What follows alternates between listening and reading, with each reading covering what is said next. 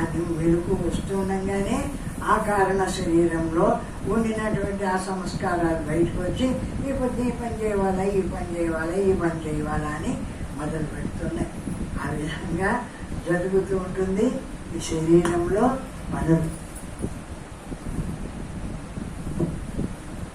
నాజేషు ధర్మ సర్వధర్మేషు శాశ్వతా శాశ్వతాపితా యత్ర వర్ణాన వర్తంతే వివేకస్తత్ర నోచ్యతే. శాశ్వతమైనది అశాశ్వతమైనది అను విశేషణములు అజమైన జీవులకు అనువర్తింపజాలవు. నిరాకారమైన అజమైన జీవులకు అంటే ఈ శరీరం కాదు, శరీర మనోబుద్ధులు అది అజం కాదు, ఎప్పటికీ ఉండేటివి కాదు. పుట్టుతుంటాయి, వస్తుంటాయి. ఒక్కొక్కడు అనుకుంటాడు అఖండమైన ఆ జ్ఞానము నా స్వరూపము, ఆ పరమాత్మ నా స్వరూపము అనుకుంటాడు. అది అజమైన శరీరం, పుట్టనటువంటి శరీరం. ఇంక మళ్ళా పుట్టదు, ఆ జ్ఞానమాత్రంగానే అఖండంగానే నేర్చుకోదు. అటువంటి శరీరం కలిగినటువంటి వాడికి ఏదైతే పదముల చేత వర్ణింప శక్యము కాదో దానిని సత్యమైనదని కాని అసత్యమైనదని కాని బుద్ధి వివేకించి చెప్పజాలు. మాటలతో చెప్పేటువంటి విషయాలు ఏవి కూడా ఆ బుద్ధి ఇట్లాంటిది అని నిర్దేశించి చెప్పలేదు. ఒక్కొక్క చోట ఒక్కొక్క మాట చెల్లుతుంది, ఒక్కొక్క చోట ఒక్కొక్క మాట చెల్లదు. ఈ మాటలతో చెప్పేది కాదు, ఈ బుద్ధి నిర్దేశించి ఈ మాటలతో చెప్పేది కాదు. బ్రహ్మత్వము అనేది సత్యమైనటువంటిది. ఎవరి దగ్గరికైనా పో, ఆ బ్రహ్మము అసత్యమని ఎవడన్నా చెప్తాడంటే చెప్పడానికి వీల్లేదు. ప్రతి వాడిలో ఉంది, ప్రతి చోట ఉంది, సర్వ వ్యాపకంగా ఉంది, ఎప్పటికీ ఉంది, శాశ్వతంగా. అటువంటి బ్రహ్మత్వాన్ని ఎవరి దగ్గరికి పోయినా తెలిసిన వాడైతే ఆ బ్రహ్మత్వము సత్యమనే చెప్తాడు, కానీ అసత్యమని ఎవరు చెప్పరు. అజ్ఞాని అయినటువంటి వాడికి ఎవడన్నా ఉంటే అదేమిటి, అది అసత్యం, దానికి పోయి ఎందుకు ఇబ్బంది పడతారు నేను చెప్తున్నా. అదే ఆడి చెప్పే సత్యంగా కొన్ని కథల్ని కల్పించి చెప్తారు, కానీ జ్ఞానస్వరూపాన్ని పూర్తిగా తెలిసినటువంటి వాడు మాత్రము నిరాకారమైన బ్రహ్మము ఎప్పటికీ ప్రకాశిస్తుంది. ఈ శరీరాలు దాంట్లోకి వస్తూ ఉన్నాయి, కొంతకాలం వాటిని తీసుకొని అంటే ఆ జ్ఞానాన్ని తీసుకొని వాడుకుంటున్నాయి. ఇప్పుడు మనమంతా జ్ఞానం అంటే మనకు కనిపించడా. ఇప్పుడు శ్వాస చూడండి, మనం పీలుస్తుండేటువంటి శ్వాస ఉందే గాలి, ఆ గాలి సర్వవ్యాపకంగా ఉంది.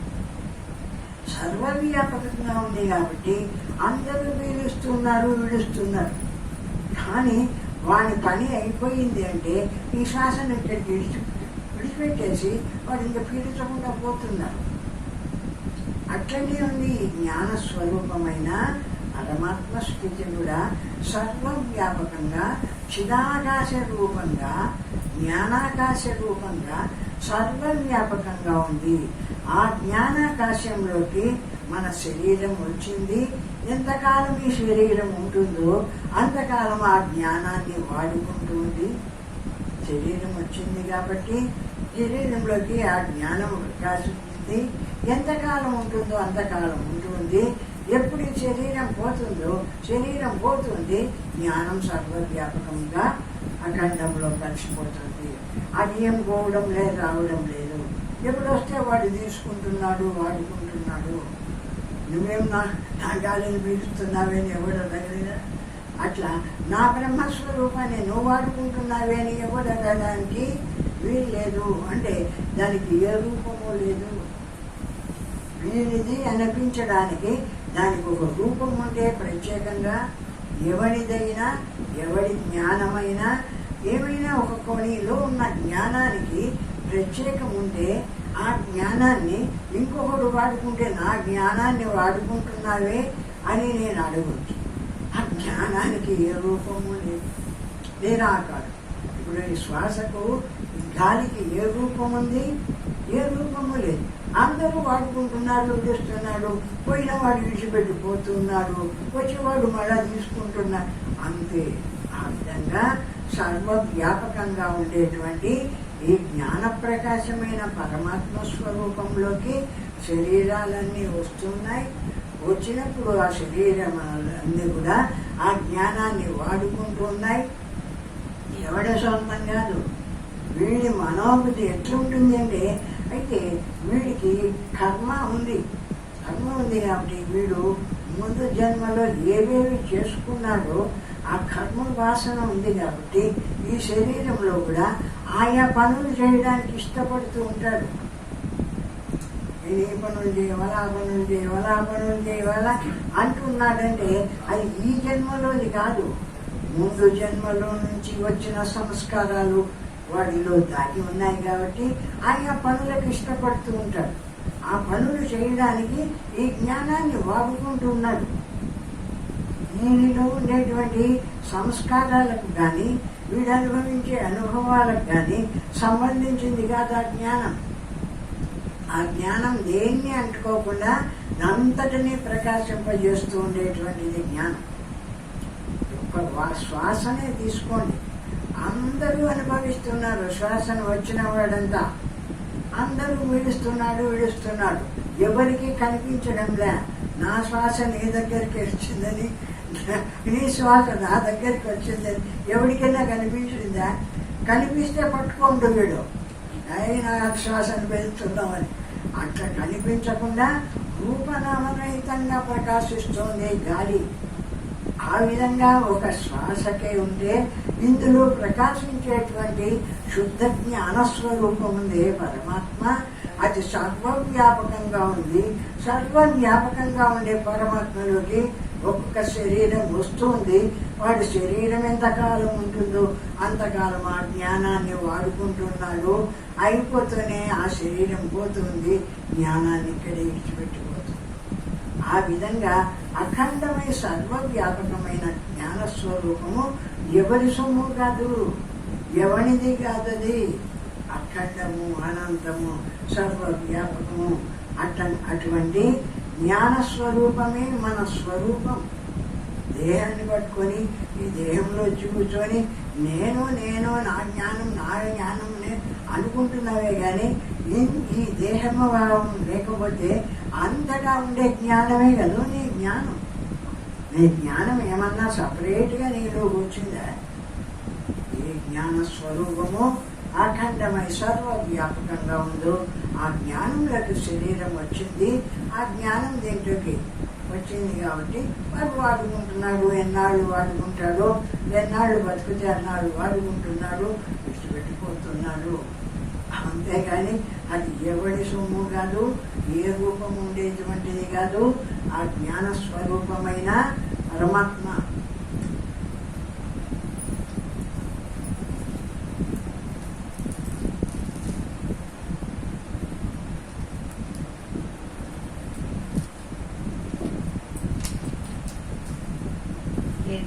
స్వప్నే త్వయా భాసం చిత్తం చలతి మాయయా తదా జాగ్రత్వయా భాసం చిత్తం చలతి మాయయా.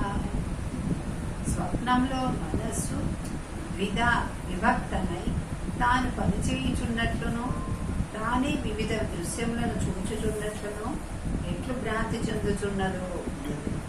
ఒక మనస్సే ఉంది స్వప్నంలో. శరీరాన్ని మాత్రం ఈ బంధం మీదనే పడేస్తాడు. కానీ లోపల మనస్సు అది కదిలి ఎక్కడెక్కడో నీ పిల్లలను, నీ వాళ్ళను, నువ్వు చూసిన ఊళ్ళను, విషయాలన్నిటినీ కల్పించి అనుకొని చూపిస్తుంది. అనుకొని చూపించినంతసేపు ఆ స్వప్నంలో ఎంతసేపు ఉంటున్నావో అది దాన్ని సత్యంగానే భావిస్తున్నావు. ఎప్పుడు అది అసత్యమని భావిస్తావు అంటే ఈ జాగ్రత్త వచ్చిన తర్వాత, ఈ ప్రపంచంలో వచ్చి ఈ దేహంలో వచ్చి కూర్చున్న తర్వాత ఆ స్వప్నం అసత్యము అని అప్పుడు భావిస్తున్నావు. కానీ అంతవరకు స్వప్నంలో ఉన్నంతవరకు స్వప్నమే సత్యమని భావించినావు కదా. ఆ విధంగానే జాగ్రత్తయాభాసం. ఇప్పుడు స్వప్నంలో రెండయింది. ఒక ప్రపంచమంతా రూపం కలిగిన ప్రపంచాన్ని తయారు చేస్తుంది మనస్సు. అదే మనస్సు ఆ ప్రపంచాన్ని చూస్తూ ఉండింది స్వప్నంలో. ఇప్పుడు జాగ్రత్తలో కూడా ఆ మనస్సే కదులుతుంది, ఇంత ప్రపంచాన్ని అంతా సృష్టి చేస్తుంది, ఆ ప్రపంచాన్ని చూస్తూ ఉంది. రెండైతుంది, ద్వయాభాసం రెండైతుంది. మనస్సు కదిలినప్పుడు ఒక భాగము చూడబడేదిగాను ఒక భాగం చూసేదిగాను రెండు తనే అవుతుంది. ఇట్లా స్వప్నంలో ఏ వస్తువులు లేకపోయినా ఏమి అంతా ఏదేదో ప్రపంచం అంతా ఉన్నట్టు చూపించి ఆ ప్రపంచాన్ని తాను చూస్తూ ఉన్నట్టు ఎట్లా చేసిందో ఇక్కడ కూడా తదా జాగ్రత్తయాభాసం. ఇక్కడ కూడా జాగ్రత్తలో కూడా రెండైతుంది. ఒక భాగం చూడబడేదిగాను ఒక భాగం చూసేదిగాను రెండైతుంది జాగ్రత్తలో కూడాను అంటారు. జాగ్రత్త అవస్థలో కూడా మనస్సు మాయ ద్వారా పనిచేయుచున్నదై నానా రూపములను ధరించుచు. మాయ ద్వారా పనిచేయుచున్నదై అంటే మాయ అంటే అది ఏమిడిదో, అది ఎక్కడి నుంచి వచ్చిందో అని కాదు. మనకు సత్యం తెలియనటువంటి స్థితే మాయ. మనకు వాస్తవం తెలియకుండా పోయింది, అజ్ఞానం వచ్చింది. వాస్తవం తెలియనటువంటి అజ్ఞానం ఆవరించి, ఆ అజ్ఞానం ఆవరించే వారికే ఏమి నీకు వాస్తవం తెలియకుండా పోయింది.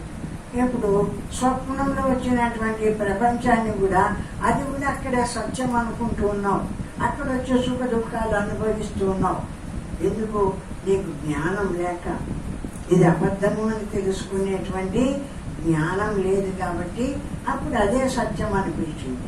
అట్లనే ఇక్కడ కూడా ఈ జాగ్రత్తయాభాసంలో కూడా ఇప్పుడు కూడా నీకు బ్రహ్మము నేను పరమాత్మను, సర్వానికి సాక్షిని, ఇది కదా నా స్వరూపము అని బ్రహ్మత్వాన్ని తెలుసుకునే జ్ఞానం లేనప్పుడు ఎప్పుడు దేహమే నేను అనుకుంటున్నాడో జాగ్రత్తలు కూడా ఇప్పుడు కూడా ఆ మనస్సు రకరకాల ప్రపంచాన్ని ఏదైతే అనుకుంటున్నాడో అనుకున్న ప్రపంచాన్ని అంతా చూపిస్తూ ఉంది. ఆ కనపడే ప్రపంచాన్ని చూసి అదే నేను అనుకుంటున్నాడు నీ మనస్సులో కలుగుతుంది కదా. ఆ ప్రపంచ రూపమంతా ఆ మనస్సు నీవు ఒకటైపోయి నేను ఇది చేస్తున్నా ఇట్లా చేస్తున్నా అనుకుంటున్నాడు. అజ్ఞానం చేత పరమాత్మ స్థితి తెలియనటువంటి అజ్ఞానం చేత. మాయ అంటే పరమాత్మను తెలియనటువంటి అజ్ఞానమే మాయ.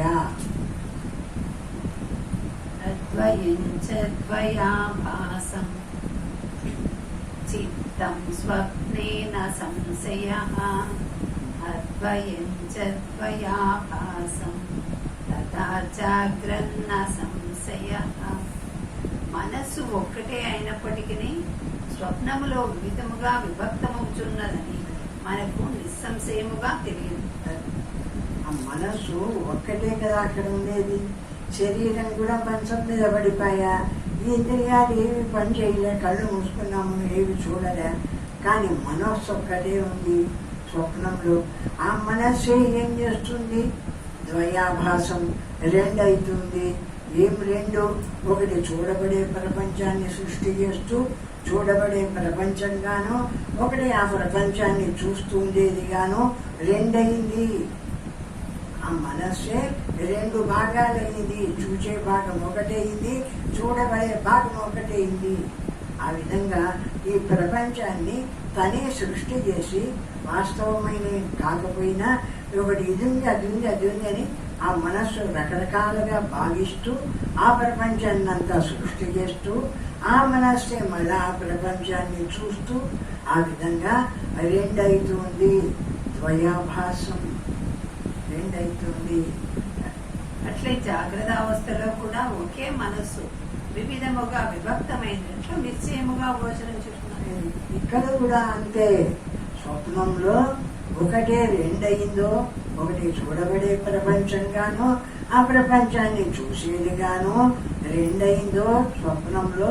ఇప్పుడు జాగ్రత్తలో కూడా నువ్వు అది ఉంది ఇది ఉంది వాడున్నాడు వీడున్నాడు అని దేన్ని చూస్తూ ఉన్నావో ఆ చూస్తూ ఉండే ప్రపంచము అదే అయింది, దాన్ని చూసే జ్ఞానస్వరూపము అదే ఇది, ఆ మనస్సే. ఇప్పుడు మనకు అది నిర్ధారణ కావాలంటే, వాస్తవాన్ని మనం అర్థం చేసుకోవాలంటే కాసేపు మనం ఏది అనుకోకుండా కూర్చోండి, నిశ్శబ్దంగా ఏదైనా ఏది అనకుండా ఎప్పుడు నిశ్శబ్దంగా నిలిచిపోయినామో అప్పుడు నాలో ఈ మనస్సు ఏ ప్రపంచాన్ని సృష్టించలేదు. అది నేను కదిలితే అది ఉంది ఇది ఉంది వాడున్నాడు వీడున్నాడని ఎప్పుడు ఈ వాక్కు అంటుందో అనినప్పుడు ఆ మనస్సు ఆ రూపాన్ని చెందుతుంది. ఆ రూపాన్ని చెందిన మనస్సును చూస్తుంది అదే మనస్సే, దాన్ని చూసేది అదే అయింది, రూపం చెందేది అదే అయింది. ఇప్పుడు ఏది అనను నేను ఊరుకుంటాను అని బాగా జ్ఞానం కలిగి ఆ జ్ఞానాన్ని నేను వాస్తవాన్ని అనుభవించవాలా అని అనుకొని ఏది అనకుండా ఉండండి. అట్లా ఏది అనకుండా ఎంతసేపు నిలబడుతున్నామో అంతసేపు మనకి ఏ ప్రపంచమో కనపడలేదు కదా, ఏ ప్రపంచము కనిపించలే. ఎందుకు? నేను ఏది అనలేదు కాబట్టి. ఆ విధంగా నాలో ఉండేటువంటి ఈ నేననేటువంటి ఈ నిక్షారూపమైన ఈ నేననేటువంటి జీవుడు దాన్ని దీన్ని అనుకొని ఆ మనస్సు చేత అంత కల్పించి చూస్తూ ఉన్నాడు. ఆ కల్పించి చూసిన దాన్ని మళ్ళా ఇది ఫలానా అని దాన్ని తెలుసుకుంటూ ఈ విధంగా వ్యవహారం చేస్తున్నాడు. జాగ్రత్తలో కూడా స్వప్నంలో ఎట్లా చేస్తున్నాడో జాగ్రత్తలో కూడా అదే విధంగా చేస్తున్నాడు. అందుకే స్వప్నద్వయాభాసం జాగ్రత్తద్వయాభాసం, అక్కడ రెండయి కనిపిస్తుంది, జాగ్రత్తలో కూడా రెండయి కనిపిస్తుంది. రెండు కాకపోతే ఏది అనుకోకుండా నిలబడితే రెండు గలే అంటే నేను చూసే నేను వేరే, నా అందరు చూడబడేదానికి ఏదైనా నేను అనుకునే ప్రపంచం అలా కోరుకున్నా, నేనే ప్రపంచాన్ని అనుకోలే. ఇప్పుడు రెండు కాలే, ఏది ఉంది? శుద్ధమైన జ్ఞానం ఒక్కటే ఉంది. అటువంటి అప్పుడు నాకు ఏ ప్రపంచం కనిపించలేదు కదా. కాబట్టి ఈ ద్వయాభాసం అంతా కూడా మాయ చేత అజ్ఞానం చేత అది ఉంది ఇది ఉంది అనుకుంటూ ఈ వ్యవహారం అంతా చేస్తున్నాడు అజ్ఞానం చేత. దాంతో ఒక ప్రపంచం ఉన్నట్టు వీడు చూస్తున్నాడే కానీ మా జ్ఞాన స్వరూపమైన పరమాత్మగా నిలిచి నేను ఏది అనను నేను నిలబడినప్పుడు ఏ ప్రపంచము లేదు చూడు. ఆ విధంగా ఇక్కడైనా కదిలితే రెండవుతుంది, రెండై ఒక భాగం చూడబడేది ఒక భాగం చూసేదవుతుంది. ఇక్కడ కూడా కదిలితే రెండవుతుంది, చూడబడే భాగం చూసే భాగము. కదలకుండా నిలబడిందంటే ఏది లేదో శుద్ధ జ్ఞాన స్వరూపము బ్రహ్మ మాత్రంగా నిలబడుతుంది. ఆ స్థితిలో